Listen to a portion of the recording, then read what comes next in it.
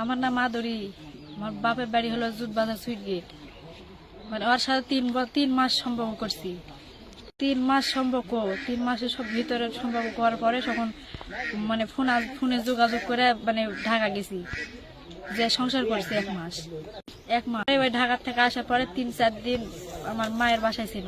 ওর থেকে আবার ওর ফুকুর বাসাতে আসছি। 2টা ছেলে 1টা মেয়ে। বসে গেছে আগেই না, একটা ছেলে ছিল ছোট। আমার মায়ের মানে এর সাথে সম্পর্ক করার পর থেকে বাপ মাও সব ত্যাগ করছি। আমার মায়ের কথা যে জাকলিয়া গেছে তাকলিয়া আমার বাড়ি তুটে আমি দেখবো, কেউ না দেখলে।